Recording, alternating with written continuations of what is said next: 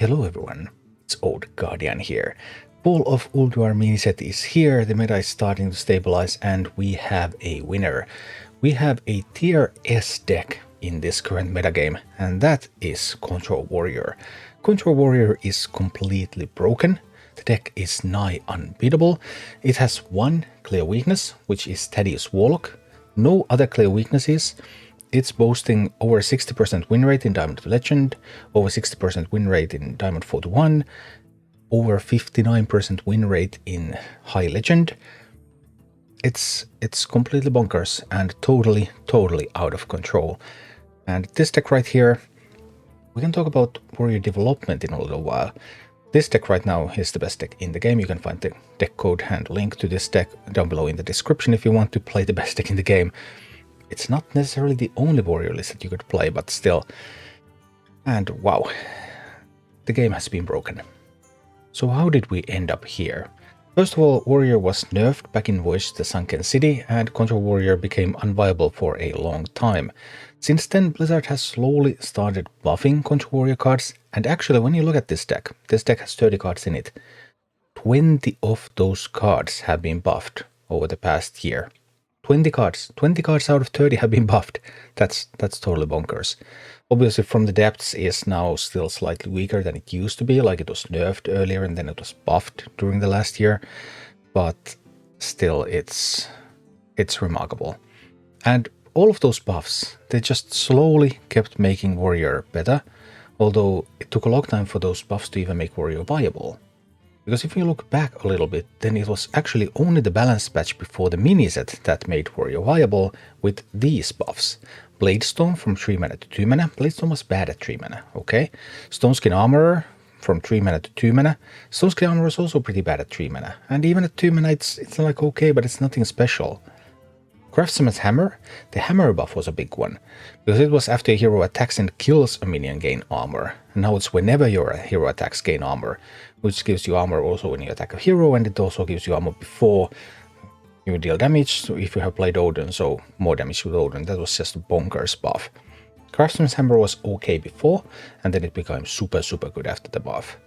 And Trial by Fire from 7 mana to 6 mana. At 7 mana, Trial by Fire was mediocre at best. It was like barely playable. And at 6 mana it's good. And that just goes to show how important 1 mana is, because there was some discussion before these buffs, like should Trial by Fire go down to 5 mana? And it would have been totally bonkers if it did, but even at 6 mana it's now good. So 2 of these cards were playable before, 2 weren't, and now all of these are at least playable, and some of them are just really good. And these buffs made Warrior playable, and then the mini set arrived.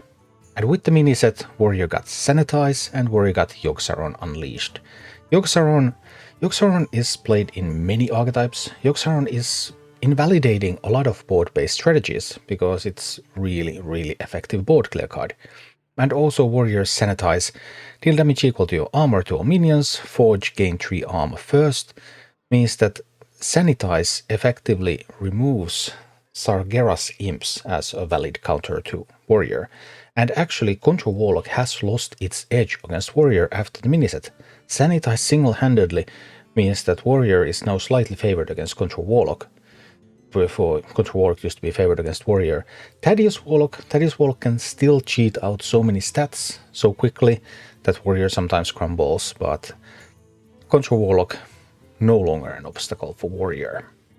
But what can be done, or what should be done about this? When you look at the anatomy of this Warrior deck, you can see that Craftsman's Hammer is insanely strong in the deck. Shield block is doing great, Verse Riff, Heavy Plate, Odin obviously the win condition, Bash, Trial by Fire, some of the best cards in the deck. Sanitize is pretty good, but it's not like Sanitize came in and just became the best card in the deck. Also same goes with Yogg-Saron. Yogg-Saron is pretty good there, but also not the dominant force. And funnily enough, Bellowing Flames, which used to be like one of the good clear cards for Warrior, is actually one of the weaker performing cards. If you look into matchup specific statistics, you can see that Bellowing Flames is still good if you need to destroy small minions early in the game. You play against something like Paladin, for example. Yeah, you can still do Bellowing Flames things, but in slower matchups it's pretty useless. And From the Depths, From the Depths is a card that many professional players have always praised. It creates very flashy, very feel-good moments, and that kind of obfuscates the true performance of From the Depths, which is actually a little bit mediocre. There are some lists as well that are running Steam Guardian instead of From the Depths, and Steam Guardian looks like a completely viable alternative. And also, there's the chance that neither of those is the correct card, so there's still a lot of leeway to building this warrior deck, which obviously also makes it more difficult to say, like, what should you change in warrior deck to keep it in line with others if warrior still has ways to go, still has ways to improve the deck, and still has more tech options available. If we think about where warrior could still go from here, there are some warrior lists also that are running General Vesax. General Vesax looks pretty good, so it's totally possible that General Vesax should actually be included in the list. Tori Belore is still run somewhere. Tori Belore is kind of okay, maybe. Of course, Tori Belore requires some fire spells to synergize with, so Bellowing Flames, you can't really cut flames, for example, for Tori Belore, because then you're cutting some fire spells as well, and that's kind of bad for you. And also tech cards. There are Renatal warrior lists that are running cards like Rusted Viper, and Rusted Viper is doing really well there. Rusted Viper and Dirty Rat are the main anti-warrior cards in the game at the moment. And I think we could also come to a position where we might start seeing warriors take Dirty Rat into their decks to counter other warriors if Warrior Mirror becomes very common. Rusted Viper is already being used and it's already doing really well in the mirror. So warrior has still more ways to go from here and more ways also to tech against other warriors. But what would be the common features of warrior decks that Blizzard could maybe touch to remove it from tier S and maybe bring it down to just like tier 1? Craftsman's Hammer obviously is the huge one. The buff made it so incredibly strong.